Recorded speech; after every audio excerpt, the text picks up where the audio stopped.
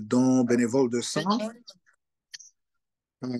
Il a travaillé aussi sur la prise en charge du VIH-Sida. Euh, il a eu un parcours euh, assez riche. Il a travaillé avec l'OMS, Médecins sans frontières, ICANN et d'autres ONG comme ACS, AMO Congo. Il est aussi dispensateur d'enseignement à l'école de santé publique de Kinshasa.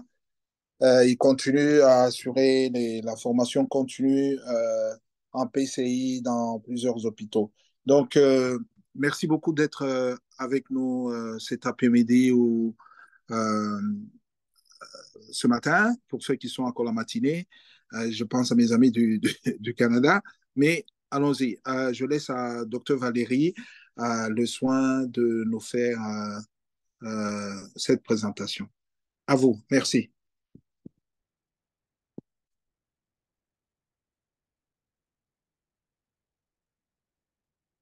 Docteur Valérie, est-ce que vous m'entendez? 5 sur Ou- 5, j'essaie d'ouvrir mon micro qui était fermé. Merci beaucoup, donc, chers collègues. Merci à tout un chacun pour sa présence à notre messe donc, de ce jour. Nous allons essayer de partager l'écran et en ce moment-là, nous allons nous dire exactement de quoi nous allons parler. Ceci pourrait nous être très utile de façon à ce que nous puissions avancer. Voilà. Voilà, un cabinet de dentisterie. Comment faut-il le nettoyer? Comment faut-il le désinfecter? Eh bien, pourquoi c'est assez particulier? Je ne vais pas mettre un plan parce qu'on va pouvoir discuter ensemble. Je crois que d'entrée de jeu, lorsqu'on regarde ce cabinet, on se figure qu'il est vraiment très beau, c'est très joli, mais on peut avoir des cabinets qui se présentent différemment. Et on se dirait, ah, mais est-ce que ce type de cabinet existerait-il dans nos milieux à nous? Et souvent, quand on visite ces cabinets, on se rendra compte que les cabinets sont souvent exigus chez nous. Pas beaucoup trop d'espace. Ceux qui sont dans les grandes villes pourront trouver des cabinets de dentisterie de ce genre. Mais ce qu'on trouve dans nos milieux, et notamment reculés et même urbains, on peut se rendre compte que finalement, est-ce que ces surfaces sont nettoyables? Parce qu'on doit pouvoir nettoyer régulièrement. Mais allons tout de suite un peu à quelques définitions. Qu'est-ce que la décontamination? Nous avons dit que nous essayons d'enlever le contaminant. Et dans la décontamination, nous retrouvons trois vocables: le nettoyage, la désinfection et la stérilisation. On ne va pas parler de stérilisation du matériel et tous les autres, mais principalement, on parlera du nettoyage et de la désinfection. Eh bien, ces définitions nous ont été données par notre collègue Marabou, que je traduis toujours en disant l'arabe, parce que dans ma langue, ça signifie aussi arabe. Très content de la présentation faite la fois passée, qui nous a enrichi, qui nous a préparé. On sait très bien que le nettoyage est la première étape pour éliminer physiquement les contaminants, qui peuvent être des matières étrangères, par exemple la poussière, de la souillure. On enlèvera également des matières organiques, mais aussi des petits êtres vivants, micro-organismes, et qui peuvent être aussi constitués. Quand on parle de micro-organismes, on va pouvoir aussi rajouter un tout petit peu les virus, même s'ils ne sont pas repris dans ce qui est vivant. La désinfection, lui, quant à lui, essaie de pouvoir réduire le nombre, une procédure ou processus qui essaie de pouvoir nourrir, réduire, j'allais dire, le nombre des micro-organismes qui sont viables. Et en ce moment-là, on peut rendre une surface du matériel moins nocif. Et on note tout de suite que tout ce qu'on utilise comme procédure ne va pas être actif sur les spores, sur les prions et sur certains virus. Voyez-vous, du coup, nous devons savoir un peu comment le faire comme il se doit. J'avais dit, on ne va pas parler beaucoup de stérilisation qui est tout à fait un processus validé qui est utilisé pour rendre un objet exempt. Là-bas, on réduit. Ici, on fait un effort pour le rendre exempt. On essaie d'éliminer le plus possible, de détruire même complètement. Et ici, il est effectif sur les virus, sur les spores bactériens, mais pas sur les prions. Et là, en évoluant, nous allons essayer de voir entre nous. C'est très important dans ce cabinet dont on a parlé ici par rapport à toutes les activités que nous faisons, que l'on puisse évaluer les risques et en regardant comment est-ce que le risque a été pris, comment est-ce que le risque s'est présenté, comment est-ce que nous allons essayer de pouvoir en ce moment-là contrer et réduire justement ce risque-là, notamment les risques d'exposition aux microbes, à ce qui est contaminant et qui peut donner une infection. Et ici, ça sera non seulement qu'on essaie de pouvoir évaluer ce risque par rapport au personnel qui est là, mais par rapport aussi au patient qui est là pour pouvoir augmenter la qualité des soins qui sont donnés, également pour la sécurité et la sûreté même de ces soins. Alors, généralement, on va faire une petite surveillance, on regarde très attentivement, on va scruter ce que nous faisons comme comportement, ce que nous avons comme activité, et regarder qui est exposé et le degré du risque d'exposition. C'est très important parce que pour pouvoir nettoyer, il faudra évaluer le risque afin de pouvoir se décider finalement quels sont les équipements de protection individuelle que l'on va mettre. Alors, c'est par là qu'on dit, on va identifier les dangers, dire qu'est-ce qui est à risque, évaluer aussi les risques en les gradant, comme je l'ai dit, et quelles sont les mesures que l'on devrait mettre en place. Et ce cercle est un cercle sur lequel nous allons revenir régulièrement chaque fois que nous faisons notre travail d'évaluation des risques. Eh bien, une image tout de suite là, qui va pouvoir être générale, qui nous donne un peu de... Donc, on va tout d'abord regarder le lieu de travail dans lequel on est en train de travailler. On va regarder les objets que l'on utilise, les situations dans lesquelles on se trouve, les processus qui sont utilisés, qui peuvent causer des dommages et exposer donc les personnes.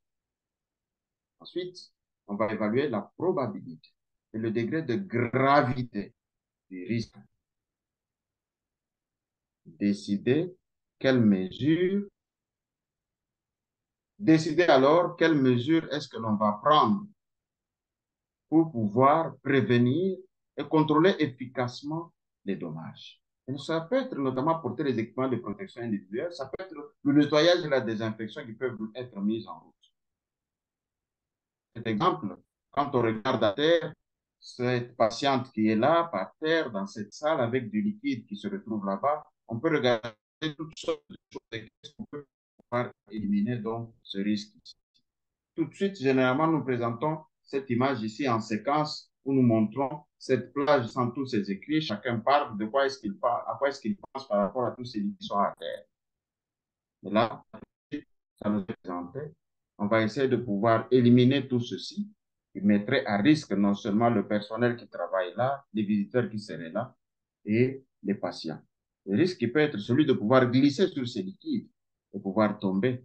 Donc, on analyse les situations, on analyse les processus, on regarde les actions et les actes qu'on pose pour pouvoir essayer de regarder est-ce que ceci expose, quel est le degré du risque. On va faire cette classification, on va agir en fonction de ça. Donc, la PCI, encore de nouveau, c'est un processus dans lequel nous réfléchissons, on ne fait pas du copier-coller.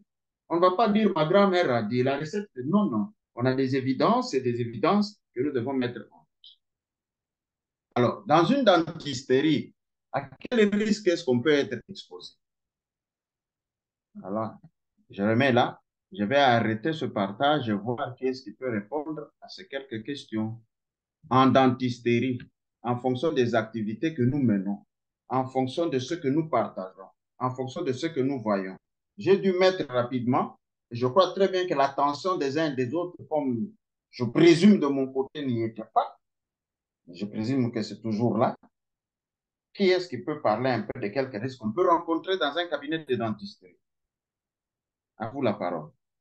Là, je vais laisser Dr Germain gérer donc cette plage en posant la question à l'un ou l'autre pour que nous puissions savoir exactement quel est le risque auquel nous sommes exposés. À vous, docteur Germain, vous avez la parole.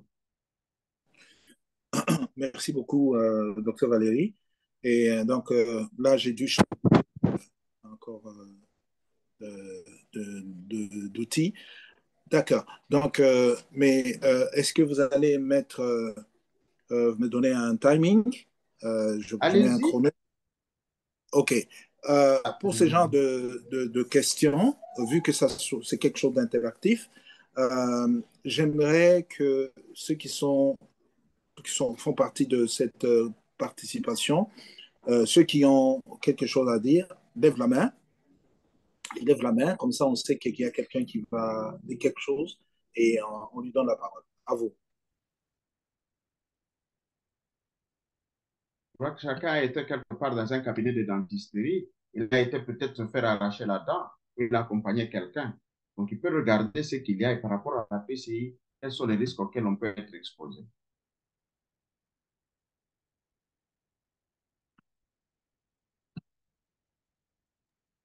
Il y a un silence, mais moi je vais me jeter à l'eau. Euh, Sans vous euh, noyer, bien sûr. Hein? Parfait. Non, c'est juste pour susciter la discussion. Donc, quand on va dans un cabinet à risque, cabinet de dentiste, le risque, c'est d'en sortir avec une infection. Euh, Infection suite à la manipulation avec des outils qui n'ont peut-être pas été bien stérilisés. Donc, on peut avoir des infections bactériennes, mais aussi on peut avoir aussi des infections virales. Parmi les infections bactériennes, nous avons tous ces bactéries que nous avons dans la flore buccale. Euh, et des infections virales, euh, je sais que c'est de moins en moins fréquent, mais on ne sait jamais. Le VIH est toujours en train de circuler, mais aussi les hépatites. À vous. Wow. Assez intéressant. Je crois que vous êtes bien jeté à l'eau et que vous êtes parmi les gens qui avaient visité et qui avaient vu. J'aimerais poser une deuxième question. Ici, c'est de savoir qu'est-ce qui a déjà accompagné un frère ou un ami à un endroit où on fait cet exercice de pouvoir soigner les dents. C'est une question assez générale. Je crois que tout le monde peut s'y jeter.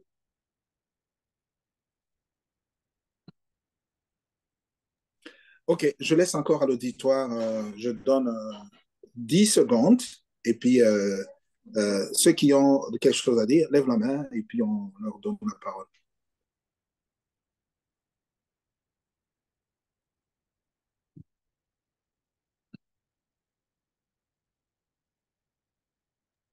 Wow, c'est très calme. Bon, moi-même, je vais me jeter encore à l'eau. Je vais Moi-même, demander, je vais oui. vous aider et je sais qu'il y a des gens qui ont la capacité de répondre. Mais comme je l'ai toujours dit lorsque nous faisons la PCI, notre leadership en PCI demande à ce que nous puissions répondre à ce genre de choses parce que le leader en PCI essaye de pouvoir entraîner les autres et aucune réponse n'est mauvaise. Et ici, ce n'est pas un test d'évaluation des connaissances, c'est un partage pour essayer de pouvoir ramener un certain nombre de choses ensemble et de façon tout à fait collégiale. Parce que c'est une équipe. Et les réponses que chacun va donner vont nous aider à pouvoir résoudre un certain nombre de problèmes parce que nous sommes dans un cabinet. Et nous sommes partis dans un cabinet, nous avons accompagné quelqu'un qu'avons-nous vu là-bas. La question qui vient, qu'avons-nous vu au cabinet? C'est très important parce que ça va beaucoup nous aider. Allez-y, docteur, vous pouvez continuer. Donc, il n'y a pas de mauvaise réponse. C'est de dire seulement qu'avez-vous déjà vu au Monsieur cabinet d'un... Suleiman,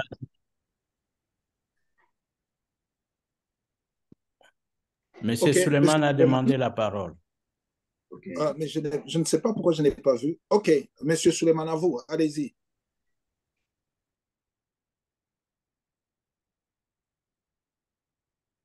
Je crois qu'il se parle à lui-même, le micro n'est pas ouvert.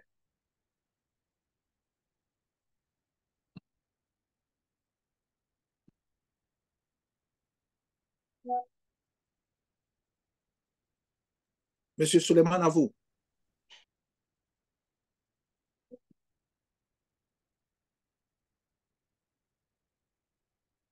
Je crois que son micro n'est pas ouvert.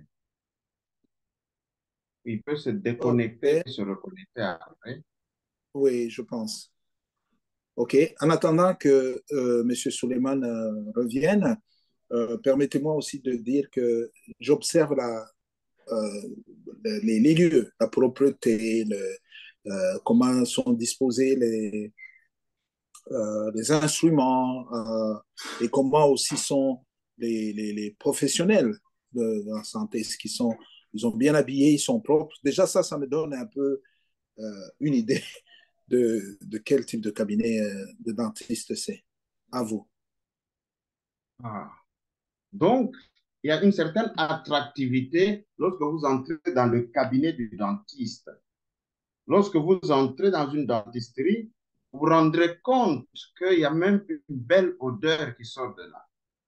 Je crois que c'est des choses que nous avons déjà remarquées. Mais il y a aussi du matériel que nous voyons. Et la plupart de ce matériel, nous n'en connaissons pas les noms. J'aimerais poser la question à mon collègue Moirab parce qu'il est en ligne. Est-ce que dans les milieux où il se trouve, il existe un cabinet de dentisterie dans la zone de santé où il travaille ou dans l'aire de santé où il travaille, y a-t-il un cabinet de dentisterie?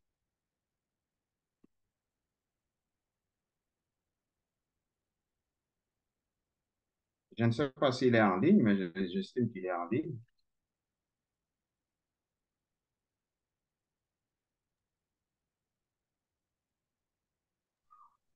Allez-y, docteur, Encore. peut-être quelqu'un d'autre.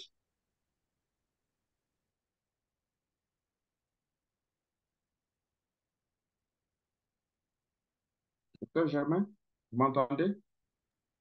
Oui, oui, oui, je vous entends, mais je regarde la liste des participants. Il y a Mathias, apparemment. C'est Mathias dont je parle, Mathias, justement. oui, je pense qu'il a disparu sur la liste. Oh, Peut-être qu'il va. oh, Hmm. oh, ok, ok. Y a-t-il quelqu'un d'autre qui peut répondre? Est-ce qu'il y a un cabinet de dentisterie dans les environs où vous êtes? Oui, Alors, oui, oui, professeur, oui. Moi, je peux comme répondre. vous dites oui, Il y a un combien, cabinet oui, à prof, combien en à avez-vous vu? l'hôpital, à l'hôpital provincial. Les Wow, cabinets, le seul que je fréquente, c'est celui de l'hôpital provincial, ok. au chef-lieu de la province. Alors, professeur, ma question tout de suite vient Il n'y a à pas vous. qu'un seul cabinet, il y en a deux. Ok. Oui. Pourquoi avez-vous pourquoi avez-vous la préférence pour celui-là de l'hôpital central?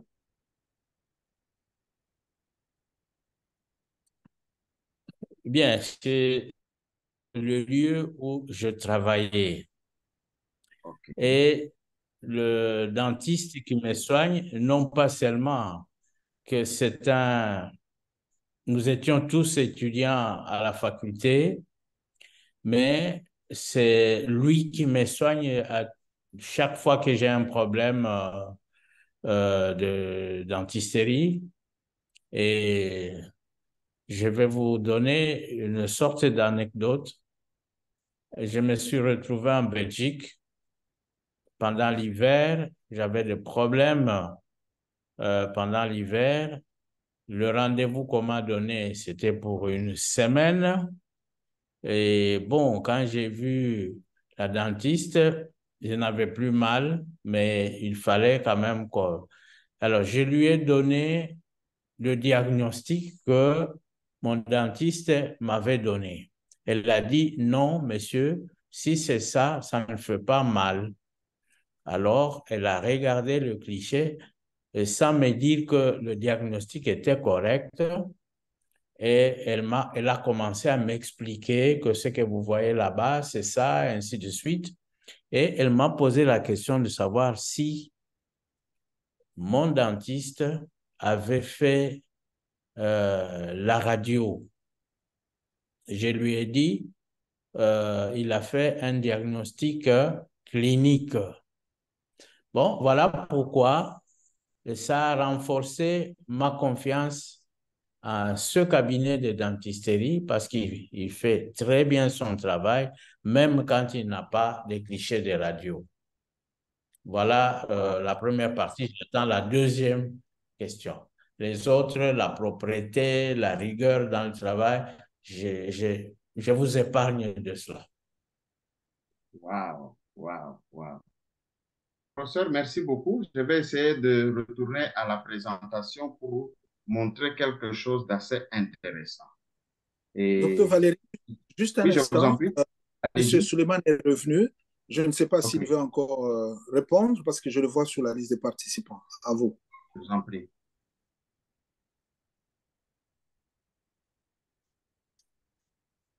Il est le bienvenu. Il peut bien répondre ou Monsieur, poser son problème. oui, est-ce que vous avez quelque chose à dire? Tout à l'heure, vous aviez levé la main. À vous.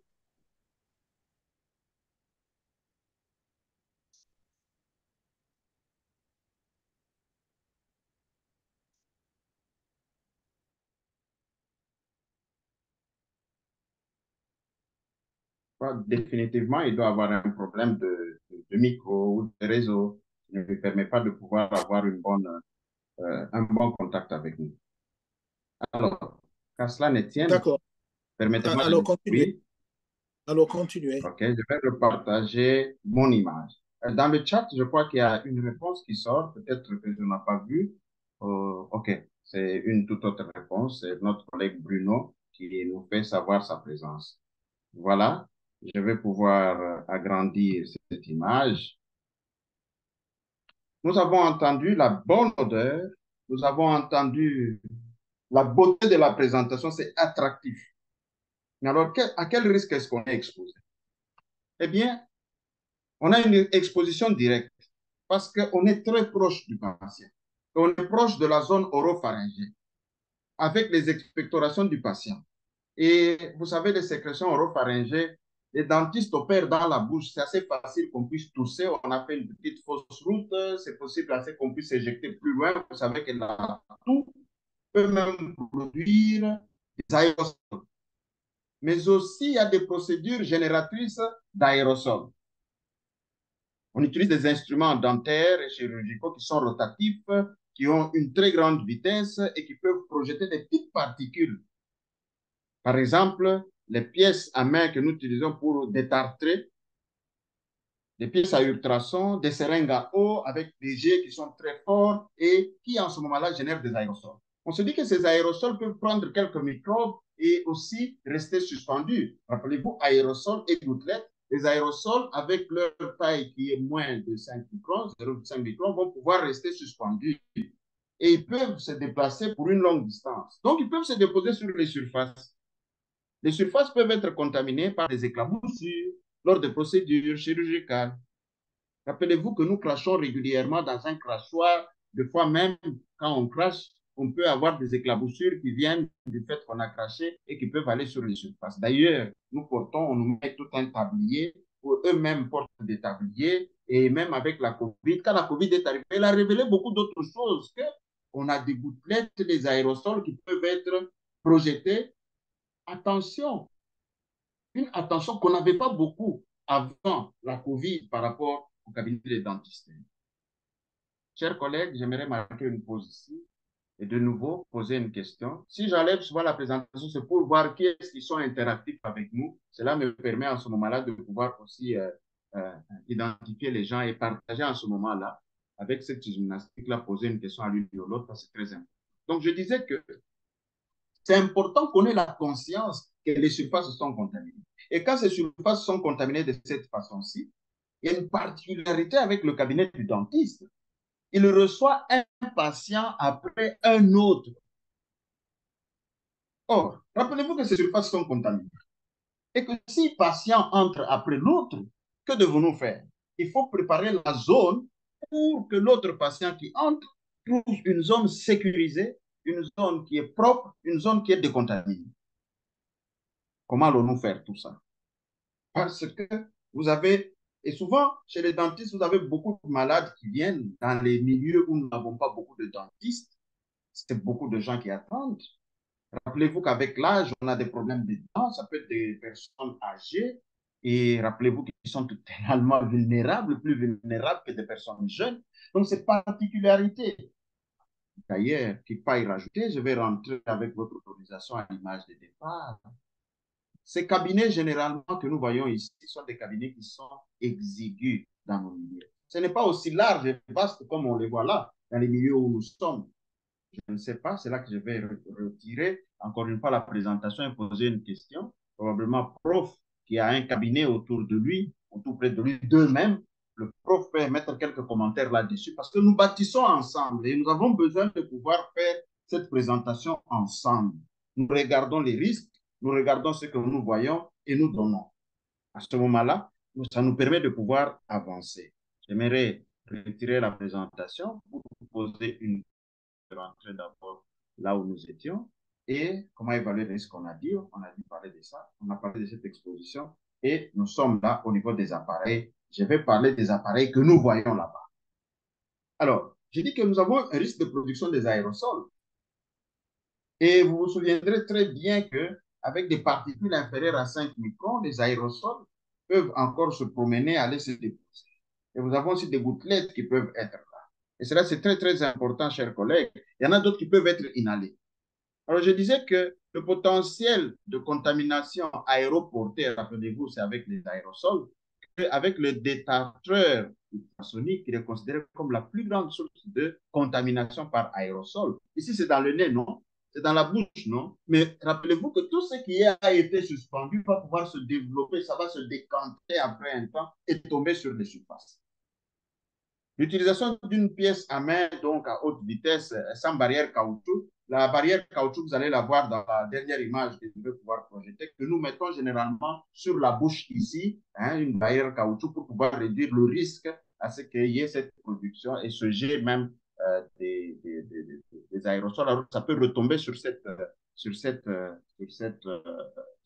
caoutchouc-là. Et à l'intérieur, ça ne va pas quitter de chez les patients, aller justement chez le personnel de santé. Je le montrerai. Nous avons aussi l'aéropolissage que nous utilisons. On dit risque élevé, et presque aussi élevé que pour les détartreurs que nous avons à l'ultrason. Nous avons aussi des seringues à jet d'eau, des seringues à jet d'eau qui utilisent de l'air et à ce moment-là, on fait un jet d'eau très fort, surtout quand on a des trous, on a fait un pertuis dans la dent et on aimerait bien enlever ce qu'il y a là-dedans avant de pouvoir jeter à l'intérieur ou remplir au plomb, remplir au plâtre, comme on a l'habitude de dire ce trou-là. On va pouvoir poncer, nettoyer, dégager la partie qui est morte. Tout ça, vous connaissez et vous voyez très bien que ça produit de la poudre. Sa poudre va pouvoir être dégagée soit avec de l'air, soit avec même de l'eau. Et on va pouvoir pulvériser à très grande vitesse, à jet très fort, et vous avez une production d'aérosol. Donc, chers collègues, ces éléments dont nous parlons ici sont des éléments à considérer. Puisque je l'ai dit, les particules vont être prises. Vous avez des gouttelettes qui vont tomber à courte distance en ayant 1 mètre. Pour les aérosols, ils peuvent se promener et aller plus loin. Comment allons-nous nettoyer ces surfaces? Nous avons à la fois à pouvoir diminuer le risque de ce dépôt-là avant de pouvoir faire entrer notre patient. Nous nous disons, OK, ouvrons les fenêtres de façon à ce qu'il y ait un courant d'air qui frappe pour pouvoir chasser les aérosols qui sont suspendus ou précipiter leur dépôt, leur décantation. Et de cette façon-là, nous pouvons nettoyer. Nous assurons, un patient va pouvoir entrer, une patiente peut entrer avec son accompagnant et ainsi de suite, même des visiteurs qui peuvent venir dans notre cabinet. Collègues, ces particularités sont très importantes pour nous permettre à ce que nous puissions, après avoir évalué les risques, qu'allons-nous faire? J'aurais aimé rajouter tout de suite que nous faisons ce nettoyage, je crois que le collègue Moira vous l'avait dit, de la partie la plus contaminée vers la partie la moins contaminée, de la partie la plus sale vers la partie la plus propre, de haut en bas, et quand c'est dans une salle, de dedans en dehors. Chers collègues, ceci étant dit, ces principes de nettoyage pour les surfaces demandent un environnement bâti. Et qu'est-ce que nous avons comme challenge? Qu'est-ce que nous avons comme défi dans nos milieux où nous n'avons pas tout ça? Alors, c'est pour ça que je vais enlever de nouveau la présentation et demander quelques commentaires auprès des uns et des autres avant de pouvoir évoluer parce qu'il y a des choses que nous avons vues Il y a des choses en fonction de ce que je viens de dire. Il y a une expérience que quelqu'un peut donner par rapport à la réalité où il a été quelque part, où il a été voir. Ça peut ne pas être là où vous êtes, mais là où vous avez voyagé, là où vous avez été même dans votre enfance, ce que vous aviez vu, ça me permettrait de pouvoir comprendre et enrichir justement cette présentation tous ensemble. Alors, la question que je pose ici, en rapport avec tout ce que nous avons dit ici, environnement bâti, le matériel qui est utilisé, je vais ouvrir une parenthèse après plus tard, j'espère que le docteur Germain va pouvoir me rappeler, pour que je parle de ce matériel, la quantité de matériel que nous avons, le nombre de boîtes que nous avons, parce que cela est très important. Je vais ouvrir cette parenthèse pour enrichir le débat. Ma question est de savoir, en fonction de ce que nous venons d'entendre, y a-t-il un commentaire que quelqu'un peut émettre par rapport à ce qu'il a vu? À vous.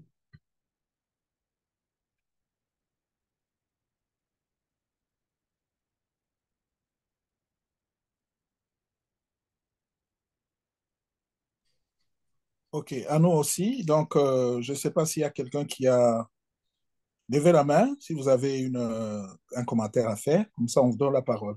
À vous. J'ai demandé la parole. À vous, Docteur professeur. Germain, je demande la parole. Est-ce que vous À vous, m'entendez? prof, Je ne sais a-t-il pas dit? si docteur Germain...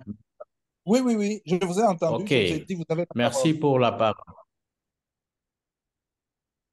Oui, un commentaire que je peux donner, c'est comparer deux milieux de cabinets dentaires à des milliers de kilomètres. Et la différence est celle-ci. Le cabinet dentaire qui m'est habituel dans mon environnement utilise le même matériel et on doit le stériliser très, très bien. Mais tandis que les cabinets dentaires, dans les milieux plus nantis où j'ai été, eh bien, on a des boîtes par individu. Donc, dès qu'on ouvre, on vous...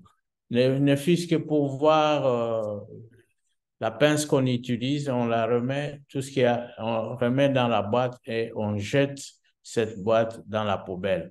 Donc, c'est déjà deux éléments qui peuvent faire inquiéter quelqu'un euh, quand on n'est pas certain que le matériel était bien nettoyé, bien stérilisé. Et je peux m'arrêter là, docteur Germain. Merci, professeur. Donc, je regarde s'il y a quelqu'un d'autre. Non, apparemment, il n'y a pas de main levée. À vous, docteur Valérie. Merci beaucoup, docteur Germain. J'aimerais remettre, mais je voulais poser une question en plus. Nous avons entendu ce que le professeur a dit. Le professeur a dit que le matériel qui a été utilisé pour le patient précédent ou pour deux patients précédents devra être retraité pour pouvoir le réutiliser chez un autre patient qui vient d'entrer et qui a besoin de notre attention. Ça, c'est très important parce que ce qu'il souligne là, si par exemple, nous ne sommes pas en disposition de pouvoir le faire, ou si nous le faisons mal, ou si nous le faisons rapidement, et dans quelle enceinte est-ce que nous faisons cela? Chers collègues, c'est très important qu'on ait ce genre de discussion. Dans la zone de santé où nous sommes basés, dans l'espace où nous sommes basés, il est très important d'avoir ce genre de discussion pour dire comment allons-nous diminuer le risque d'exposition. Je vais pouvoir mettre les plages et de cette façon, nous allons pouvoir essayer de pouvoir continuer à discuter entre nous. Voyez-vous, ce style, je l'ai toujours aimé parce que chacun d'entre nous peut être là pour pouvoir évaluer et contribuer et personne n'est maître. Chacun d'entre nous apporte sa contribution et nous avançons. Je disais que nous sommes obligés de pouvoir appliquer les précautions standards pour tous les patients.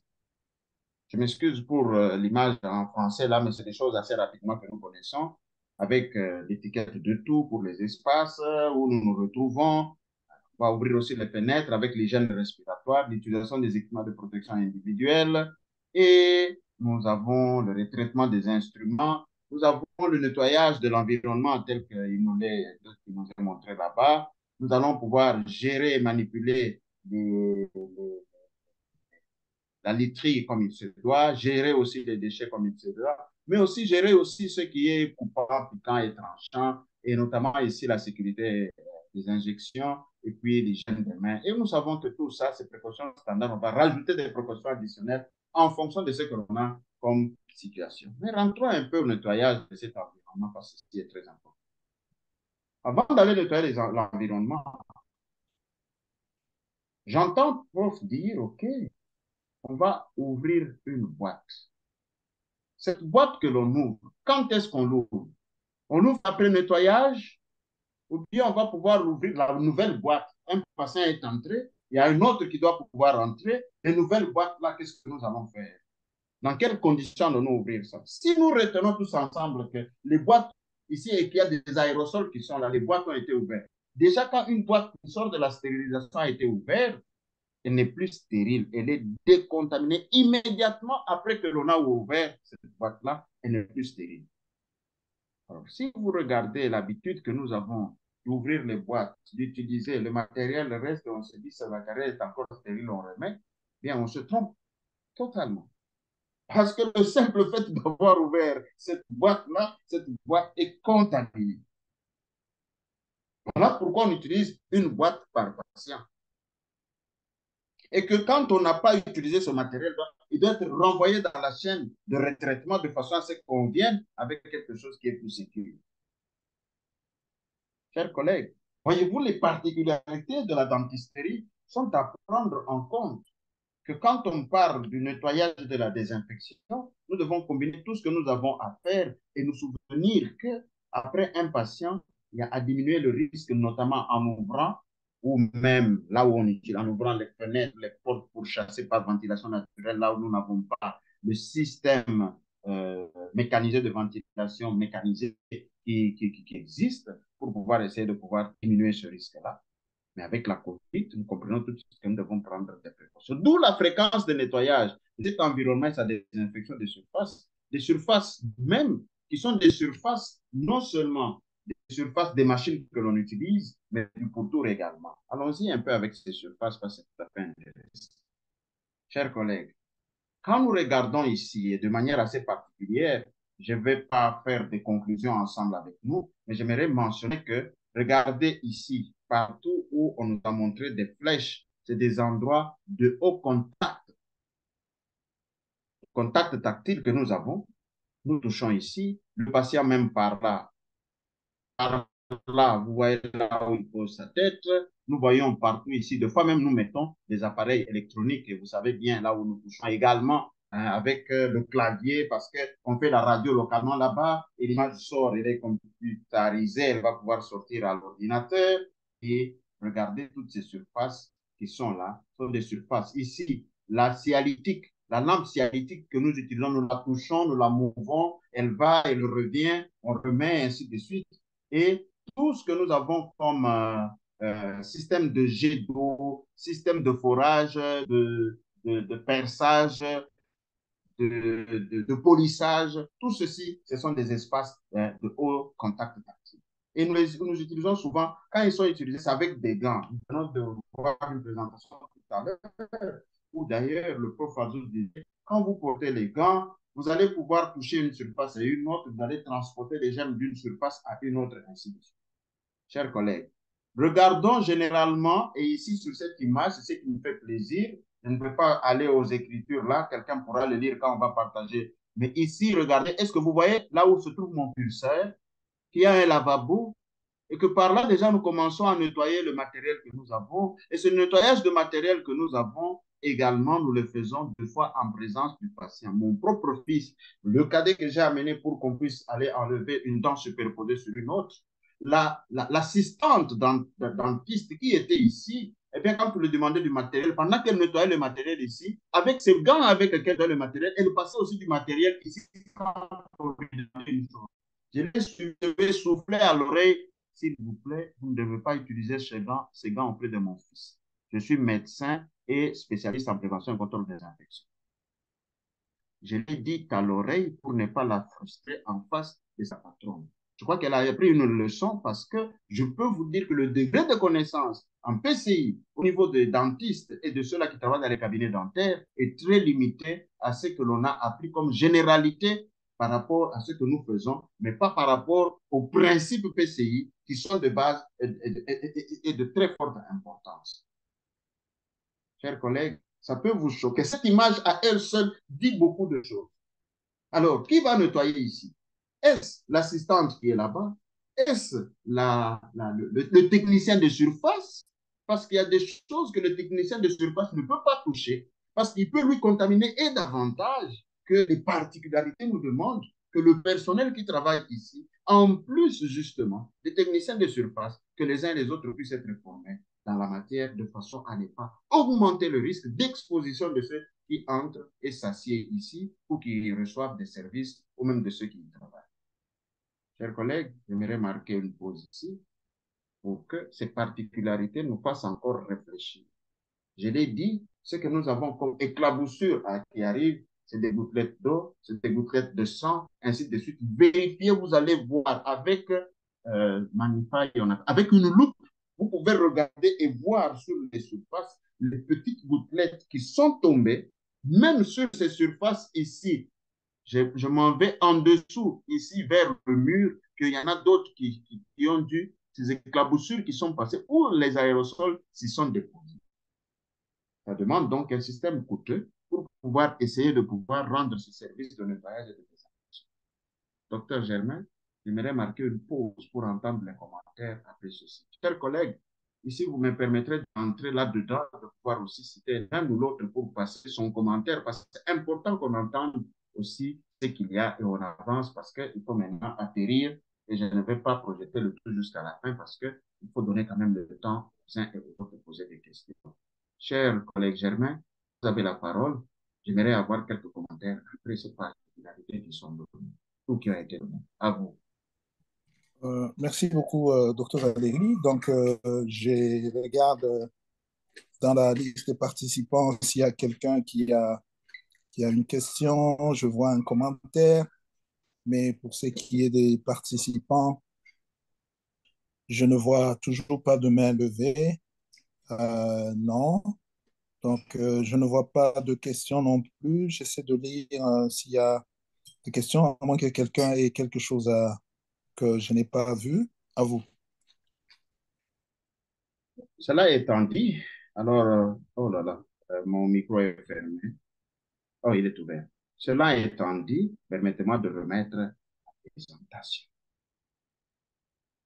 Chers collègues, j'aimerais bien faire 2-3 derniers commentaires.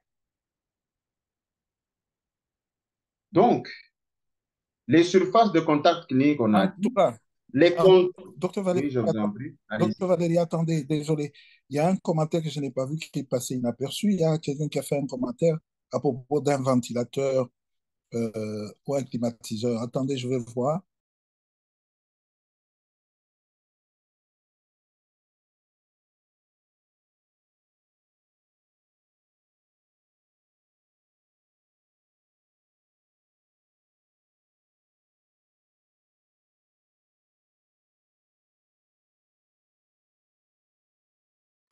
Allô? Il y a une question que je viens de voir tout de suite. Je viens de voir un commentaire qui vient de la part de Constant qui dit bonjour. Moi, mon expérience est en rapport avec un cabinet où on utilise un climatiseur de type split sans jamais ouvrir la fenêtre.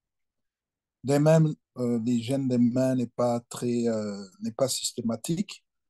Voilà, c'est un petit peu tout ce que j'ai vu comme question ou commentaire tout à l'heure. À vous. Je ne sais pas si vous avez un commentaire à faire à propos de ventilateurs de type split sans jamais ouvrir la fenêtre. Je ne sais pas si ça peut jouer au niveau de l'environnement. À vous.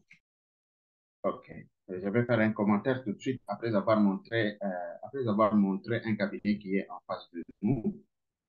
Permettez-moi de pouvoir mettre ceci en grand. OK. Donc, je disais que c'est très important que nous puissions penser aux surfaces de contact clinique c'est important de passer au comptoir, aux différentes unités dentaires qu'il y a là-dedans. Nettoyer aussi entre les visites des patients et on doit essuyer, nettoyer et essuyer avec un désinfectant de surface qui peut être de niveau faible ou intermédiaire. Je disais que une barrière même protégée, nettoyée à la fin de la journée, cette barrière, je vais pouvoir la montrer, la barrière en caoutchouc, pour chaque malade même. Et puis utiliser la technique des spray wipe. Mais quand on parle de spray wipe là, ça veut dire on va pulvériser, essuyer pour les surfaces de contact clinique. Et cette pulvérisation, rappelez-vous, nous sommes déjà dit que pulvériser est interdit. Mais il existe des bombes que l'on peut utiliser pour ce genre de surface. On peut pulvériser même sur l'habit et essuyer en ce moment-là. Pulvériser sur je disais, une étoffe, pas l'habit, sur une étoffe et essuyer en ce moment-là. Parce que pour ce spray-là, ça devient plus facile de pouvoir l'utiliser de cette façon. Alors, rappelez-vous que les splits, quand on met les splits ne sont pas indiqués. Il existe des types que nous mettons pour pouvoir essayer de pouvoir faire cette climatisation, mais une climatisation qui est concordante avec l'aération telle que prévue dans les cabinets. Et même, j'aimerais rajouter, vous trouverez souvent dans les cabinets que nous avons les tapis. Dans ces cabinets dentaires, il faudra mettre un type de revêtement du sol ou du plancher qui ne puisse pas être un tapis velours parce que cela ne nous permet pas de pouvoir nettoyer comme cela. Cela garde des microbes et cela retient énormément de choses. Malheureusement, tous les anciens cabinets où ça a été du beau luxe quand les tapis sont venus, c'est très beau, mais cela n'est pas indiqué. Aujourd'hui, on va utiliser des linolines et il existe un revêtement qui est tout à fait uniforme, qui ne permet pas à ce qu'on puisse avoir des joints et celui-là peut être nettoyé avec un ponçage même une machine pour pouvoir y arriver. Donc, j'étais en train de dire que le split, les climatiseurs de type split n'est pas indiqué pour les formations sanitaires. Tout de suite, regardez le cabinet qui est là. Et comme je l'ai dit, vous avez des robinets partout ici. Des fois, c'est là qu'on nettoie le matériel. Et c'est là qu'on prépare la désinfection, la décontamination du matériel qui doit être amené pour la stérilisation. Vous trouverez que dans certains cabinets, vous avez des poupinelles qui existent là-bas et on va pouvoir faire à la chaleur sèche pour pouvoir faire la décontamination. Et rappelez-vous que la chaleur sèche ne va pas pouvoir être très efficace, aussi efficace que celle qui utilise un autoclave, parce que c'est là, c'est la chaleur humide, utilisant à la fois pression et chaleur pour essayer de détruire le plus possible. Et qu'il faille séparer carrément cette unité ici, ce qui a été utilisé, on met dans un bac, on sort avec.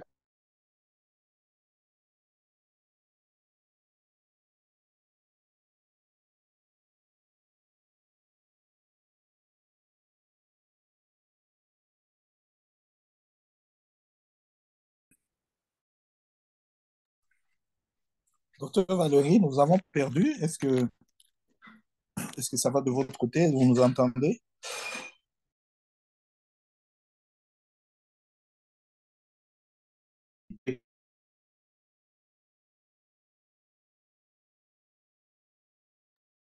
Est-ce qu'il y a des autres qui participent? Est-ce que vous m'entendez? Parce que moi, je n'entends pas docteur Valérie, non. Nous vous entendons. Oui, j'ai vu que docteur Valérie a quitté. Il va revenir. Il y a même Dixon qui a fait aussi le même commentaire. Je vois Mathias aussi qui nous a rejoint. Donc, je vais voir s'il y a. Ok. Peut-être qu'il y a eu un petit problème, excusez-nous de ce problème technique avec Dr Valérie. Je ne sais pas s'il va bientôt. Il est peut-être en train de se reconnecter. Attendons 5 secondes ou 10 secondes. À vous.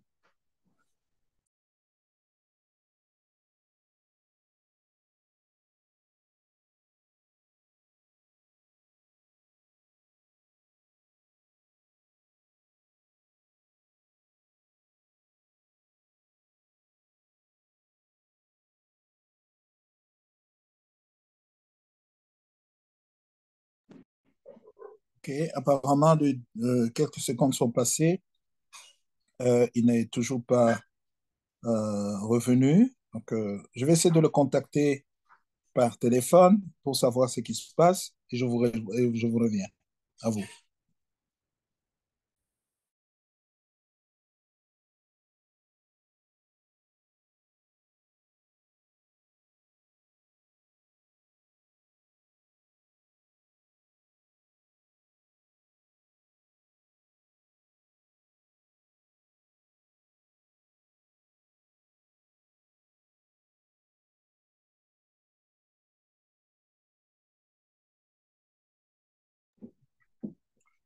Allô, j'essaie de le rejoindre même par téléphone. Il ne répond pas. Euh, je ne sais pas.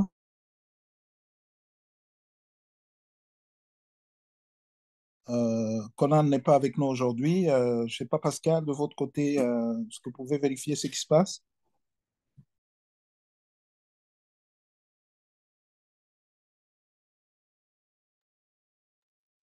Oui, docteur Germain. Docteur Germain, j'ai essayé de joindre le docteur Valérie.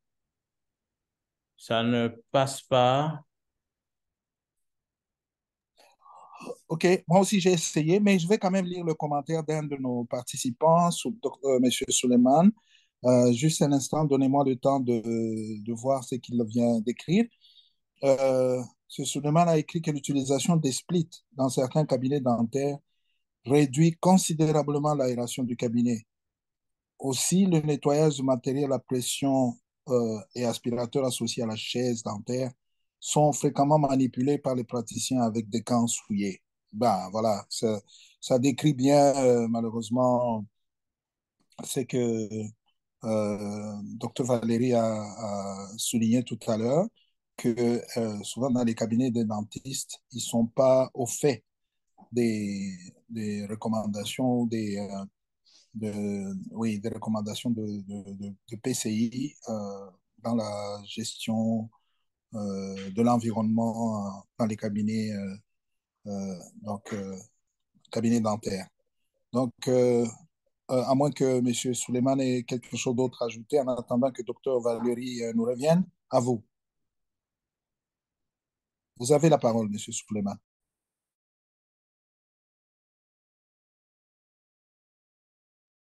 Bonsoir à tous.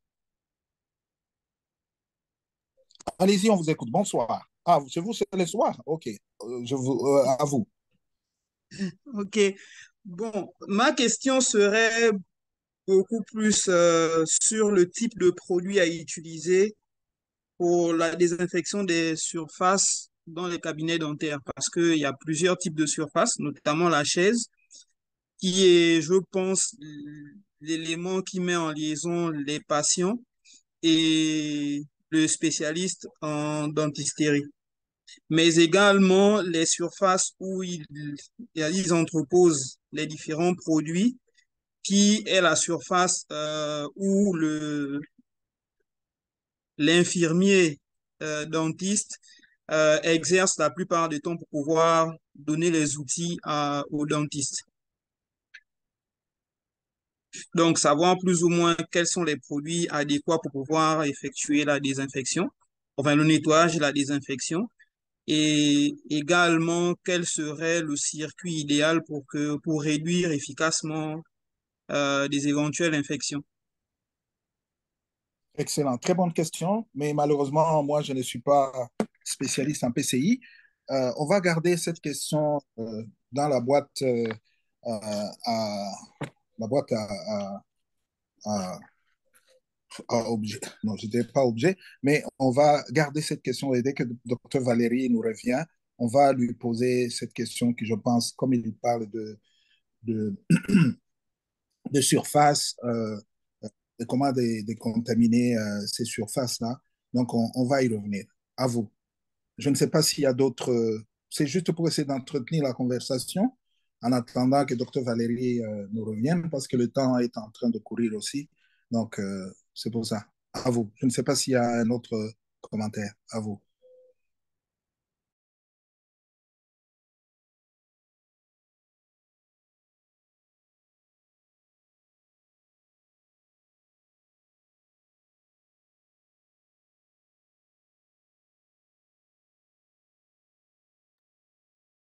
En entendant non, donc je, je ne sais pas, je suis aussi en même temps, je suis en train d'essayer de rejoindre Dr Valérie sur son téléphone. Malheureusement, il ne prend pas.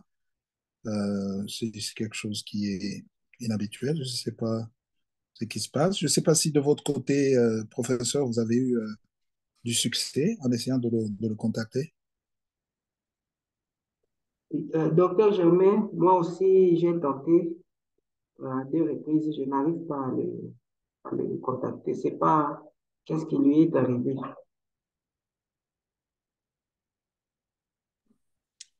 Ok, merci beaucoup Pascal. Je sais que c'était très soudain et imprévisible, donc on ne sait pas ce qui se passe. Euh, je vais essayer encore, gardons encore la ligne pendant parce que ce serait, euh, on essaie de regarder encore davantage s'il y a d'autres choses. En attendant, je regarde dans les, il n'y a pas de main levée, je regarde s'il y a des commentaires euh, dans la discussion, non plus. Donc, je sais vraiment pas ce qui se passe. Donc, il a complètement disparu de l'écran. Je ne le vois plus. OK. Hmm,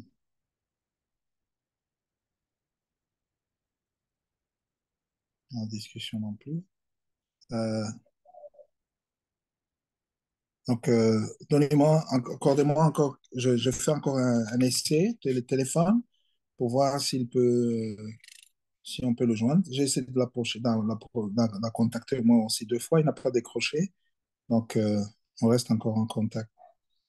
Donnez-moi juste une minute. À vous.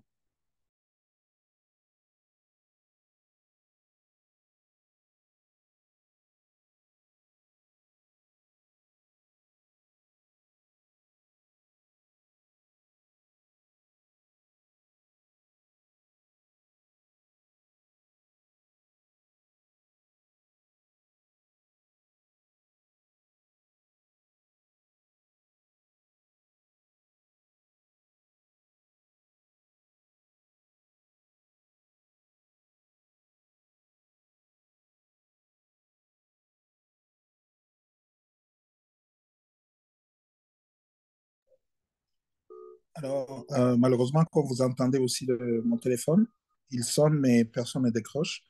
Alors, je ne sais pas, professeur, je ne sais pas quel est, ou Oui, Pascal.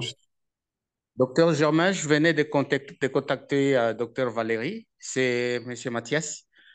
Je venais de le contacter, il a dit qu'il a été éjecté, il n'a pas compris, mais il essaie encore de se reconnecter si ça va aller. Voilà un peu le problème. Merci beaucoup, Mathias, parce que on était aussi en train de s'inquiéter un peu. D'accord. Donc, accordons-lui encore quelques, mettons, deux, trois minutes, et puis le temps Oui, est en train de courir. Donc, oui, on va voir ce qui va arriver. À vous. Un peu de merci. patience. Je n'ai Je, malheureusement pas de musique à vous mettre je viens de en rentrer. attente. OK. Oh, je m'excuse vraiment, la connexion Internet. Oh là là. Très bien, très bien. Désolé, vraiment, tout le monde est. Je sais que ça peut vous perturber un petit peu, mais il y a M. Suleiman qui avait posé une question très importante qu'on avait mise dans la boîte en attendant que vous reveniez. Je pense que comme vous parlez, c'est par rapport à la décontamination de surface. Je n'avais pas pris bien rapidement la note. Monsieur Suleiman, si vous êtes encore là, essayez, ou Dr Suleiman, essayez euh, de reposer votre question à propos des surfaces. À vous. Bonsoir à tous. Bonsoir Ma, ou que- bonjour. Ma question est la suivante. Je voulais savoir quels sont les produits adéquats pour pouvoir décontaminer et désinfecter les surfaces dans un cabinet dentaire, sachant que la chaise euh, dentaire est généralement la zone de contact entre le dentiste et le patient. et que les autres surfaces, notamment les paillasses, sont la zone de travail de l'infirmier dentiste qui rapporte généralement du matériel vers le dentiste. Savoir quels sont les produits et quel est le schéma préférentiel pour la désinfection et la décontamination. OK. Je crois que c'est assez intéressant de pouvoir renvoyer l'entièreté de la question à la session qui doit venir. Il y a une session qui parlera des produits, mais permettez-moi d'aborder très rapidement ce qui se fait au niveau de la dentisterie et je crois que ça peut nous permettre de pouvoir avoir juste une petite introduction parce qu'il y a tout un thème qui va être développé la semaine prochaine autour des produits à utiliser. Si je ne m'abuse, professeur Ali va pouvoir nous dire si c'est cela ou ce n'est pas cela. Donc, je disais ceci que lorsqu'on procède à cette décontamination, il n'y a pas que la chaise, hein, il y a des instruments électroniques et il y a des produits qui sont corrosifs. Il faille éviter pour le matériel électronique parce qu'en ce moment-là, on risque de pouvoir détruire le matériel électronique. Donc, pour dire ceci, qu'il y a plusieurs produits qui peuvent être utilisés. Par exemple, le plus simple que je puisse donner, par exemple, le surfagnos, qui est utilisé pour les surfaces. Il coûte cher et le surfagnos, hein, il est à la fois désinfectant et détergent. Donc, il va pouvoir nettoyer et utiliser. Il n'a pas un effet corrosif sur le simili-cuir qui est donc utilisé en dentisterie. Donc, cela est très important. Je ne vous donne qu'un produit, mais il y a toute une session qui sera consacrée à cela la semaine prochaine. Je crois bien que nous allons pouvoir y travailler tous ensemble de façon à ce que nous puissions être présents et suivre justement ce qui nous sera présenté. Donc moi, c'est d'entrée de jeu ce que je peux vous donner. Mais maintenant, avec la technique des 3 sauts dans nos institutions, là où nous n'avons pas suffisamment de moyens, donc nous pouvons y aller avec la technique des 3 sauts pour essayer de pouvoir justement faire cette décontamination. Et la technique des 3 sauts, je vais en faire une petite projection en répondant à la question un peu plus tard, puisque nous sommes en train donc de chuter par rapport à cela. Je ne sais pas si j'ai répondu à votre question. Hein. Il existe du matériel en fonction du risque qui a été évalué. Il existe du matériel aussi qui puisse être utilisé et des produits qui vont donc être utilisés donc à ce propos. Ceci est très, très important parce que si nous prenons n'importe quel produit, nous risquons de pouvoir abîmer la surface. Là, si c'est un produit qui est tout à fait corrosif. Mais avec la technique des 3 sauts, où nous utilisons comment nous appelons le chlore, la solution chlorée, ça nous permet à ce moment-là de pouvoir aussi faire ce travail de désinfecter cette surface-là. Mais il faut, je crois que j'y reviendrai peut-être en projetant l'image de la technique des 3 sauts, comment est-ce qu'on l'utilise avec votre autorisation. Je ne sais pas si j'ai répondu à la question de notre collègue Souleymane. Très bien. Vu que nous avons très peu de temps qui reste, il vous reste minimum 15 minutes, mais il y a encore une autre question que j'ai vue tout à l'heure. Permettez, chers collègues, ça vient de notre collègue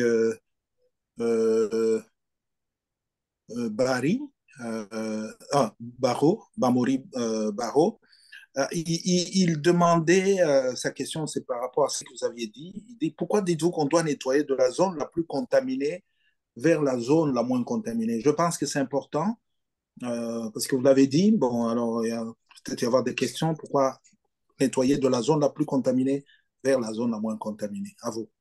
J'espère que des gens ne sont pas partis avec ce faux message. Non, de la zone la moins contaminée vers la zone la plus contaminée. Attention, ça c'est une erreur, un lapsus, peut-être je ne m'en suis pas moi-même rendu compte. Non, parce que quand vous partez de la zone la moins contaminée, vous ramenez les choses vers ce qui expose plus de risques. Si j'ai dû dire ça, c'est un lapsus, mais il y a culpa maxima. Si quelqu'un a entendu cette manière de parler de ma part, elle est une erreur monumentale qu'il faille corriger et en PCI, on ne peut pas dire ça. On part de la zone la plus propre vers la zone la plus sale, de la zone la plus contaminée vers de la zone moins contaminée vers la zone la plus contaminée. forme avant, il faudra Oui, justement, le c'est pour ça que... repérer et pouvoir lui donner une correction par rapport à ça. Parce que ce n'est pas... D'accord, ok, très bien. C'est pour ça que je voulais qu'on revienne à cette question. Oui, Vous m'entendez? je voulais qu'on revienne à cette question rapidement avant de vous laisser continuer. Donc, à vous maintenant, pour essayer d'aller rester dans le temps, respecter le temps, à vous. Vous pouvez continuer. Désolé pour cette panne technique. À vous. Mon atterrissage, c'était ici. Merci beaucoup. Mon atterrissage, c'était ici. C'est que essayons de pouvoir isoler. Cet isolement que nous mettons pour cette barrière caoutchouc nous permet de pouvoir limiter à ce que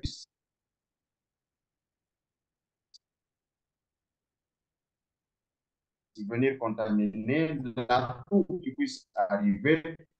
Et ici, tout va couler sur celui-ci, sur cette barrière caoutchouc, les sécrétions qui viennent là-bas. Et même quand on va essayer de pulvériser, vous avez un obstacle, il peut y avoir quand même un obstacle, et puis tout va couler, être recueilli dans quelques...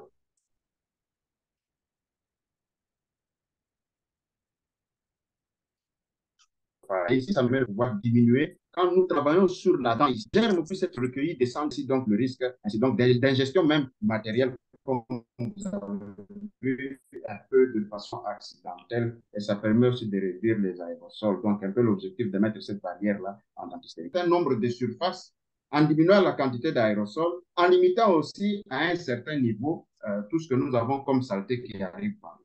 Et je vais terminer par l'image qui vient après. Je disais que voici l'image sur la technique à 3 sauts. Avec une étape numéro 1 où nous utilisons de l'eau savonneuse. Docteur Valéry, et après, excusez-moi de vous interrompre. On ne voit pas votre écran. Peut-être que vous parlez avec votre écran, mais nous, on ne voit rien. À vous. Là, ne me dites pas ça. Je vais repartager l'écran. Est-ce que vous voyez maintenant l'écran?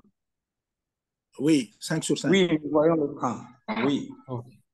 Donc, je disais que ici, avec cette barrière en caoutchouc, nous allons avoir ici, et nous la plaçons. Vous voyez la dent sur laquelle nous travaillons, les dents sur lesquelles nous travaillons est là. Cette barrière en caoutchouc permet de pouvoir limiter justement l'ingestion, le jet d'un certain nombre de germes dans la bouche du patient, même si lui-même il arrive à pouvoir pousser, c'est déjà un obstacle. Alors la génération d'aérosols est diminuée à ce niveau-là venant du patient aussi. Mais lorsqu'on pulvérise, vous avez un contact, il y a un choc. Lorsque ça va pouvoir percuter là-bas, le mouvement, il y a quand même un ralentissement de ce jet-là et l'eau peut couler ici au bas jusque vers un récipient. Et même, vous voyez, on peut bien l'aspirer, on peut prendre un certain nombre de choses qui arrivent par là. Ça permet de pouvoir, à ce moment-là, de diminuer le risque. Et pour terminer, je disais qu'avec la technique des 3 sauts, nous allons utiliser une solution chlorée. Et d'abord, au départ, une solution chlorée, de l'eau propre et de l'eau savonneuse. Et l'eau savonneuse nous permet, avec la capacité de détergence, de pouvoir, en ce moment-là, agir en premier lieu pour nettoyer. Après avoir nettoyé, nous allons rincer la surface pour enlever et on reste la serviette et puis à l'eau propre, ainsi de suite. Et puis, nous allons, en ce moment-là, tremper dans l'eau chlorée, utiliser pour 15 minutes de contact, donc cette surface-là avec le désinfectant chloré. Et après, nous allons pouvoir utiliser de l'eau propre pour pouvoir dégager. Donc, un peu de cette façon, on peut essayer de pouvoir réduire le risque que nous avons à ce niveau-là. Mais nous rappelons que il peut y avoir des surfaces qui vont nécessiter seulement le nettoyage et des surfaces qui vont nécessiter le nettoyage et la contamination et la désinfection. On ne va pas arriver jusqu'à la stérilisation des surfaces parce que cela, on ne peut pas le faire. On peut nettoyage tout simplement. Nettoyage et désinfection là où c'est nécessaire après en avoir évalué le risque. Voilà un peu ce que je pouvais dire. Donc, je me résume. Il y a des particularités pour la dentisterie en fonction des risques d'exposition, en fonction de l'exiguïté des cabinets, en fonction de tout ce que nous avons comme matériel, de la fréquence des patients qui viennent et nous devons tenir compte de tous ces aspects-là pour pouvoir adapter nos moyens de nettoyage et désinfection de surface en fonction des réalités que nous avons sur terre. Voilà, merci donc à tout un chacun. Et je m'excuse pour ces interruptions du point de vue technique. Merci. Merci beaucoup, docteur Valéry. C'est vraiment très apprécié que vous ayez essayé de vous rattraper dans le temps pour nous donner quand même quelques minutes pour poser des questions. Mais avant d'aller, je voudrais laisser la parole d'abord au professeur Ali s'il a un commentaire. Et puis, je vais prendre la question qui est déjà sur la ligne de discussion. Et puis, comme ça, laisser aux autres le temps de poser des questions. Désolé pour ces inconvénients techniques. Ça nous a mis beaucoup. Merci aussi pour votre excellente présentation. Professeur Ali, à vous d'ouvrir, ou du moins de synthétiser ce qui nous a été dit. À vous.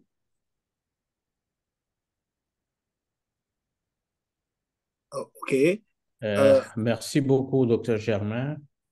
Et je je remercie le docteur Valérie pour sa présentation très pratique et très importante, riche en renseignements. Et on pense vraiment que les choses sont si faciles quand on voit le cabinet de dentisterie, tout est propre, mais c'est un milieu où l'hygiène doit être de rigueur. Et ce que j'ai beaucoup aimé dans cette présentation, ce sont les conseils, ce sont les points sur les particularités de ces milieux euh, qui réveillent, qui réveillent notre attention sur tout ce que nous devons voir. Nous ne devrons plus voir le cabinet dentaire avec les yeux d'avant cette présentation, mais avec l'après cette présentation. La semaine prochaine, docteur Aimé Abdallah va présenter les moyens pour le nettoyage de l'environnement. Donc, ici aussi, nous demanderons aussi le concours du docteur Valérie pour que ce qu'il a commencé aujourd'hui, et même Mathias devra aussi apporter toute la somme de connaissances pour mieux éclairer euh, à nos participants et à nous-mêmes comment les choses doivent se passer. Voilà, docteur Germain, ce que j'avais à dire. Je remercie beaucoup tous les collègues, tous les participants. Je vois aujourd'hui même ceux qui, que je ne voyais plus. C'est déjà une très bonne chose. Comme on se retrouve, je salue Dr Dixon, ça faisait longtemps. Je salue aussi la présence du Dr Volatiana qui nous a honoré de venir à cette présentation après avoir animé 2 séances aujourd'hui et cet après-midi. Félicitations. Docteur Germain, merci. Oui, merci beaucoup, professeur. J'ai une demande de quelqu'un qui veut faire une annonce. Je voulais vous laisser d'abord parler. La personne qui a envoyé un message, qui voulait faire une annonce, allez-y, vous avez la parole.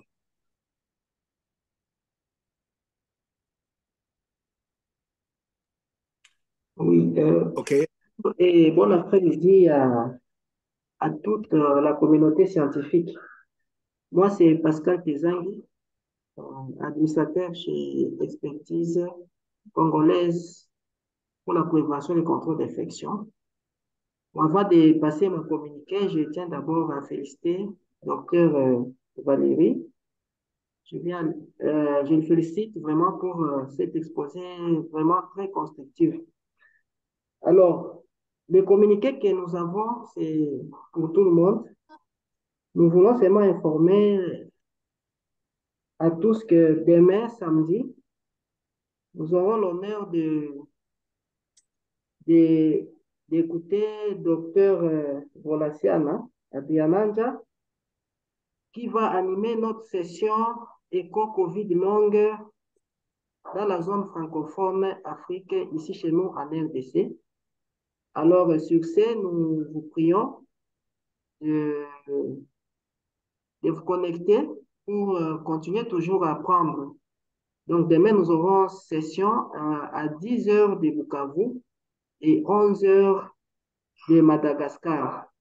Donc, nous serons encore très heureux de vous avoir encore dans cette communauté scientifique. Et merci beaucoup. C'est ça les communiqués que j'avais. J'ai déjà partagé les invitations. Donc, retenez l'heure, c'est 10 heures, c'est pas 14 heures. 10 heures d'ici chez nous à Bukavu et Johannesburg, 11 heures de Madagascar, 9 heures de Kinshasa. Merci.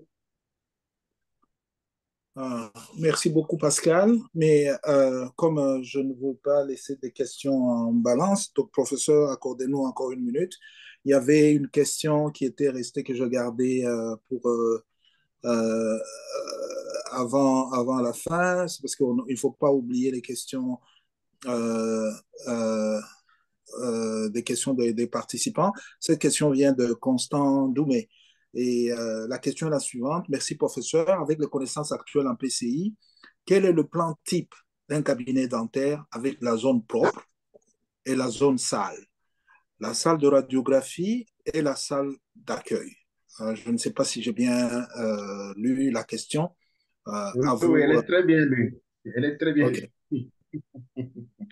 C'est très heureux d'entendre une question. Ça, c'est une intelligence pratique. Et ça, j'apprécie beaucoup parce que faut contextualiser les choses. Au jour d'aujourd'hui, avec la radiographie que nous avons, parce que la radiographie, elle est là dans la salle. Et nous ne pouvons faire autrement que de pouvoir l'utiliser pour que nous puissions améliorer les situations. Et parce qu'on nous dit qu'il faut examiner sur place. Parce qu'il faut faire le diagnostic sur place. Alors, on s'adapte. On va pouvoir avoir la construction. C'est ainsi que le module de Hospital Building and Engineering, donc l'architecture et la construction des hôpitaux, c'est des éléments très importants à intégrer en PCI. Pour qu'avant de pouvoir établir un cabinet, qu'on puisse se décider de dire, OK, nous allons garder la radiographie. Mais le système de nettoyage et de désinfection, mettons une unité à part où nous pouvons ramasser tel qu'on fait au bloc opératoire, on va faire l'unité de traitement en dehors du petit cabinet où on est. Bonjour. Et que pour ceux qui... Je vais bien. Vous m'entendez? Donc, et pour ce qui est de là où nous ne pouvons pas arriver à le faire en ce moment-là, qu'on puisse essayer de s'adapter. Donc, la réalité des faits, c'est qu'avant de pouvoir construire, il faut qu'il y ait un architecte qui connaît la PCI et qui Un connaît ballon. les Bon, principes là, j'ai pas et encore passé les communes. exigences. Parce que Et ce puis, que à ce j'avais fait venir moment-là, l'année être dernière, les gens associé n'ont au projet de pas construction de payé. cette Je ferai nouvelle des commandes pour cette infrastructure fin que de nous mois. avons. Cela est très important. Voilà Maintenant, ce que ça je peux dépend. répondre. Quelles sont les caractéristiques du ballon que tu veux? Comme ça, je Permettez, pourrais faire la commande une bonne il y a fois. quelqu'un qui parle ou qui a laissé son micro ouvert. Est-ce qu'il peut le fermer? Il faut mettre mute. Ça perturbe d'entendre ces Non, consignes. non, sur la main, je n'en ai pas.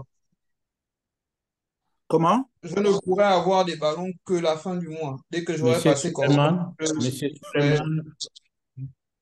Monsieur Suleiman, voulez-vous fermer votre micro?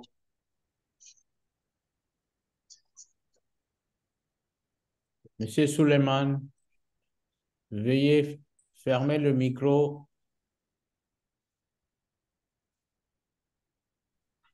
Donc, Ah oui, je je disais pense que donc maintenant... très rapidement que nous devons associer les principes de construction et d'architecture des hôpitaux, des infrastructures sanitaires, associés au projet d'installation de tout ceci. Lorsque nous avons des bâtiments qui sont déjà anciens, on essaie de s'adapter parce qu'il n'est pas non plus facile de pouvoir faire une modification dans une bâtisse, un bâtiment qui date déjà depuis et qui n'avait pas les normes PCI en ce moment-là. Ça va être adapté en fonction des circonstances et d'une évaluation PCI qui nous permettrait de pouvoir corriger et adapter les situations, les événements et les emplacements. Voilà ce que je peux donner comme réponse à vous. Merci beaucoup. Mais docteur Valérie, moi, je voudrais juste un petit commentaire, dire qu'il faut contextualiser. Je pense que notre collègue s'il a posé cette question. Tous les cabinets j'étais même moi-même surpris que ces gens de cabinets, peut-être en Afrique du Sud, Mais j'imagine mal en RDC ou d'autres pays où on n'a pas encore les capacités de l'Afrique du Sud d'avoir un cabinet de si bonne qualité dont on a appris beaucoup de choses. À vous.